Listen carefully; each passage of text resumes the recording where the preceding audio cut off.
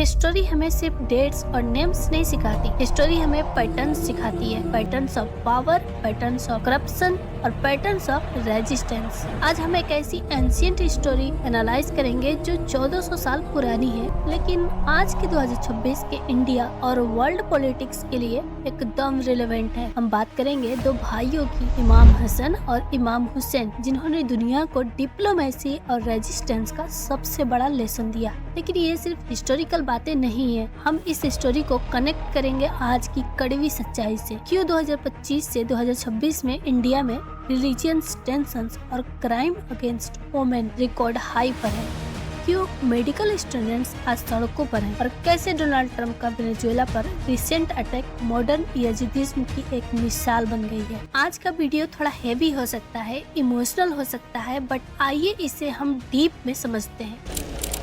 बात है 7th century अरब की। इस्लाम के फाउंडर प्रोफेट मोहम्मद की दुनिया से रुखसत के बाद लीडरशिप यानी कैलिफेट को लेकर कन्फ्लिक्ट शुरू हो चुका था। लेकिन यहाँ एंट्री होती है उनके दो ग्रैंडसन्स की, इमाम हसन और इमाम हुसैन। इनकी लाइफ्स को समझने के लिए हमें इनके कैरेक्टर्स को एनालाइज करना पड़ेगा। इमाम हसन का जन्म 3 हिजरी 625 एडी में हुआ, जब 40 हिजरी में उनके फादर इमाम अली की दुनिया से रुखसत होने के बाद हसन खलीफा बने। उस वक्त मुस्लिम एम्पायर में सिविल वार जैसी सिचुएशन थी अगेंस्ट मुआविया, जो कि सीरिया का एक रूलर था। इमाम हसन के पास आर्मी थी, पावर थी, लेकिन उन्होंने क्या किया?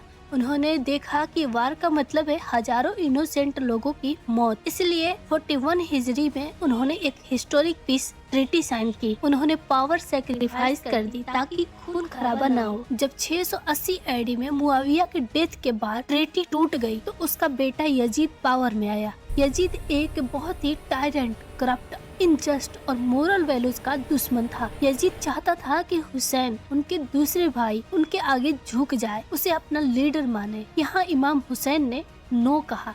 उन्होंने कहा, a person like me cannot pledge allegiance to a person like him. Hussain अपने फैमिली के साथ कूफा की तरफ निकल पड़े, लेकिन करबला में उन्हें घेर लिया गया। डिफरेंस देखिए, यजीद की आर्मी हजारों सोल्जर्स, हथियार, पावर सब कुछ था, लेकिन हुसैन का ग्रुप सिर्फ 72 लोग थे, जिसमें 6 महीने के बच्चे और औरतें भी थी। 3 दिन तक पानी बंद कर दिया गया। भूख, प्यास और मौत सामने थी।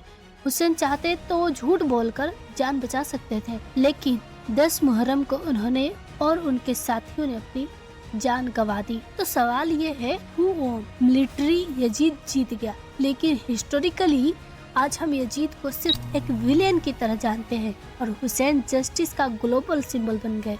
हुसैन ने दुनिया को सिखाया, stand for what is right even if you are standing alone. अब जरा टाइम मशीन से वापस आते हैं 2026 के इंडिया में।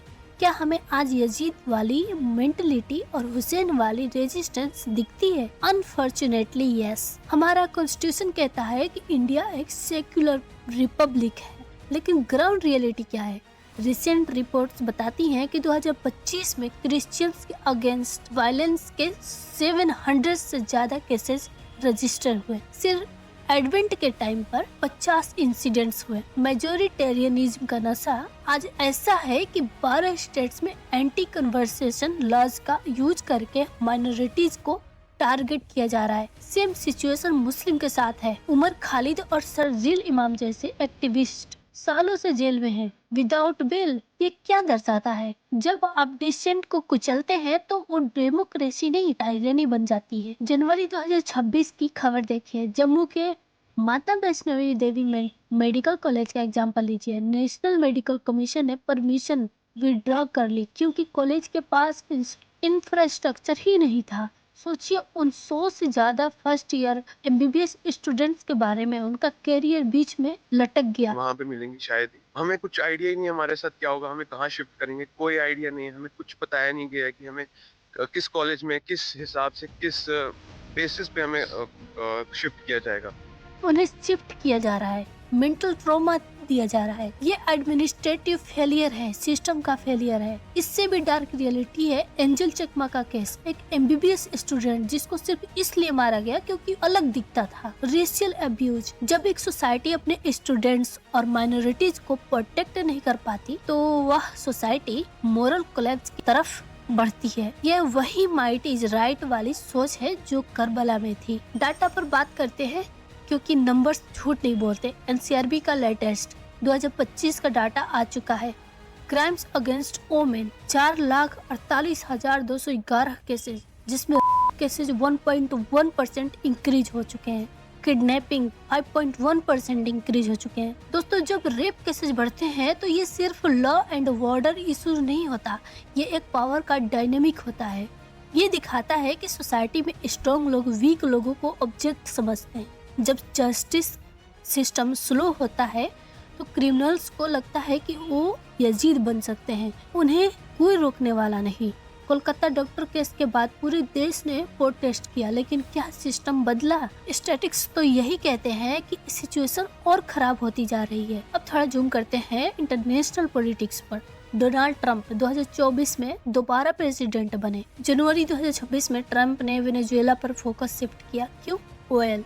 Oil, Venezuelan oil. We would have taken it up. We would. So we have the greatest oil companies in the world. They took all of our Venezuela oil. के पास दुनिया का largest oil reserves है। Trump ने वहां के oil tankers पर blockage लगा दिया है और इसेंशियली वेनेजुएला की इकोनॉमी को हाईजैक कर लिया है। ट्रंप ने ओपन मीटिंग्स में $100 बिलियन की इन्वेस्टमेंट मांगी है। ऑयल एग्जीक्यूटिव से प्रोमिसिंग टोटल सेफ्टी। ये क्या है? ये वही पुरानी कहानी है। एक पावर कंट्री एक वीकर कंट्री के रिसोर्सेज चोरी कर रहा है, मिलिट्री और इकोनॉमिक पावर यूज करके। वहाँ की माद्रो गवर्नमेंट रेजिस्ट कर रही है, लेकिन जब सुपर पावर अटैक करती है तो आम आदमी पीसता है। यहाँ भी लेसन वही है, पावरफुल लोग हमेशा रिसोर्सेज और कंट्रोल के लिए मोरल बाउंड्रीज तोड़ देते हैं। तो दोस्तों, आज हमने डॉट्स कनेक्ट किए। 7th सेंचुरी अरब से लेकर 2026 के इंडिया और अमेरिका तक। नाम बदल गए हैं, जगह बदल गई है, लेकिन लड़ाई वही है, जस्टिस वर्सेस इनजस्टिस।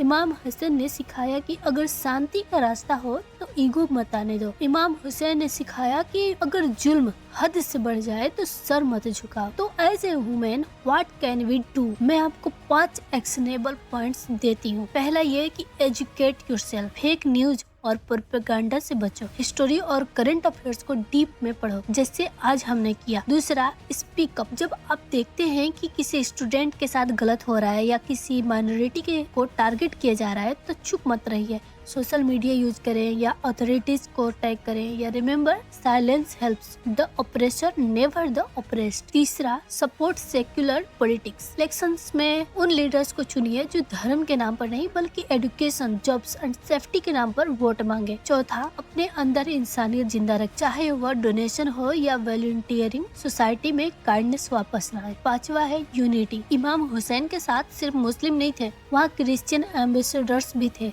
उनके कॉज के इम्प्रेस थे। इंसाफ की लड़ाई में रिलीजन बीच में नहीं आना चाहिए। अगर हम इन लेसन्स को अपनी लाइफ में उतार लें तो शायद हम 2026 को 680 AD बनने से बचा सकते हैं। नीचे कमेंट करके बताएं, आपके हिसाब से आज का सबसे बड़ा यजीद क्या है?